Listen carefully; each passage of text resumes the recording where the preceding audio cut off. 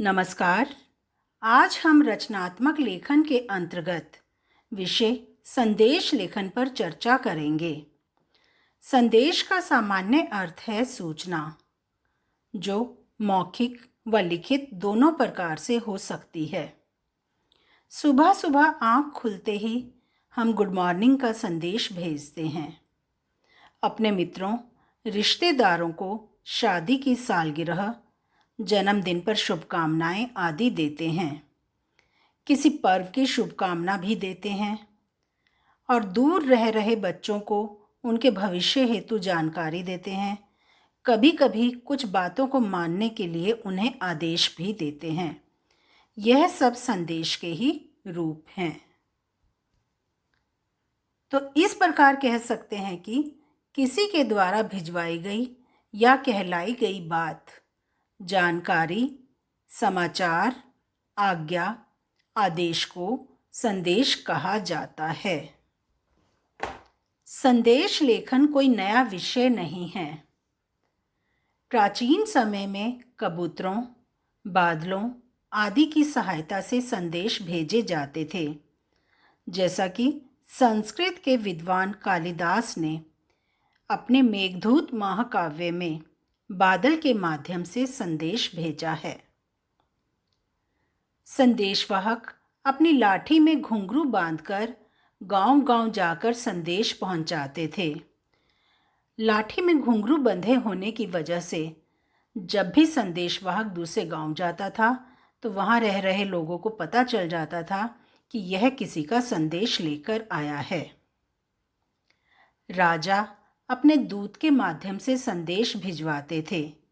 जैसे श्री राम ने अंगद के माध्यम से रावण तक अपना संदेश पहुंचाया था। समय परिवर्तन के साथ साथ संदेश भेजने का तरीका भी बदल गया है। विभिन्न त्योहारों, पर्वों या विशेष अवसरों पर कार्ड के माध्यम से संदेश भेजे जाने लगे। इन कार्ड पर संदेश लिखा होता है और हम अपना नाम लिखकर जिसे भी भेजना होता है उसे भेज देते हैं। तत्पश्चात टेलीफोन और मोबाइल द्वारा संदेश भेजे जाने लगे। आजकल व्हाट्सएप, ईमेल, फेसबुक, इंस्टाग्राम आदि का प्रयोग संदेश भेजने के लिए किया जाता है। संदेश लेखन के प्रकार।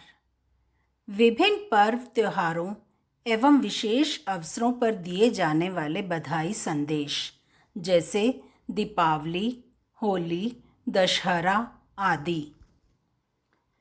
विभिन्न दिवसों जैसे महिला दिवस, अध्यापक दिवस, योग दिवस, हिंदी दिवस पर भेजे जाने वाले शुभकामना संदेश। व्यक्तिगत संदेश जैसे परीक्षा में सफलता, देर से आना, जल्दी पहुंचना, जन्मदिवस, किसी के दुखद निधन पर। मिश्रित संदेश जैसे भूकंप, युद्ध का अवसर, किसी आपदा से संबंधित। अब हम जानना चाहते हैं कि संदेश लेखन के उपयोग क्या हैं। तो आइए देखते हैं। कुछ जानने या बताने हेतु, जैसे यदि हमें किसी को कोई महत्वपूर्ण सूचना देनी है तो संदेश दिया जा सकता है। परस्पर संपर्क बढ़ाने के लिए, जैसे सामाजिकता का निर्वाह करना होता है, तब हम संदेश के माध्यम से ही उसे बताते हैं, क्योंकि इस प्रकार वह बार बार हमें याद करने के लिए विवश हो जाता है। भावनाओं की अभिव्यक्ति हेतु, जब हमें अपने हृदय के विचारों को व्यक्त करना होता है तब भी हम संदेश का प्रयोग करते हैं। निमंत्रण देने के लिए, विभिन्न अवसरों पर जब हमें किसी को अपने घर आमंत्रित करना होता है तब।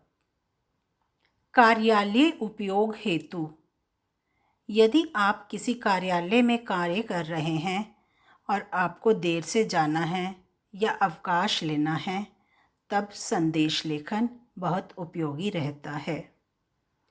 जनता को जागरूक करने के लिए, जैसा कि कोरोना वायरस के बचाव हेतु प्रधानमंत्री द्वारा दिया गया संदेश।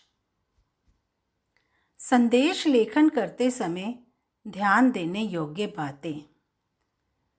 सीमा रेखा अर्थात बॉर्डर बनाना आवश्यक है।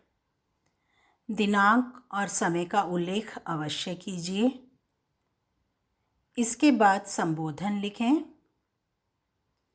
मुख्य विषय का वर्णन एक ही अनुच्छेद में 30 से 40 शब्दों में कीजिए। भेजने वाले का नाम लिखिए।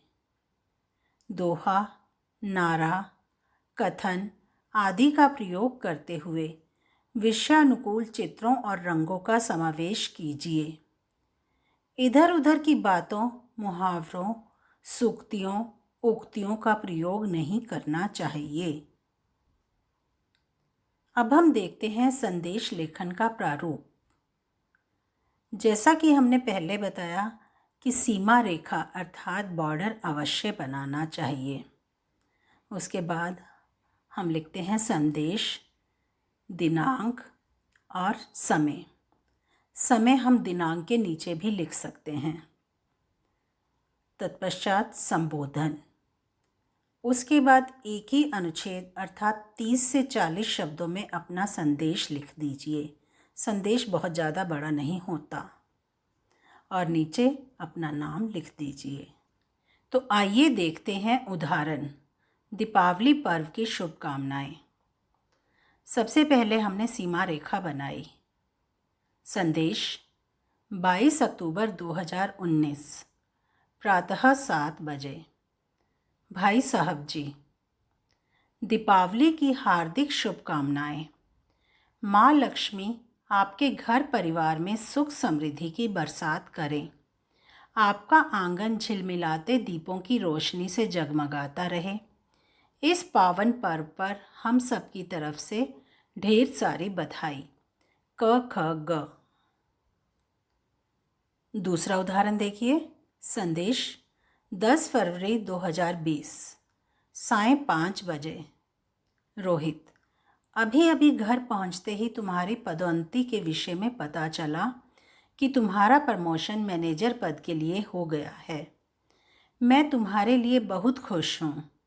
मेरी तरफ से बहुत बहुत शुभकामनाएं। आज पार्टी करेंगे। जिया। धन्यवाद।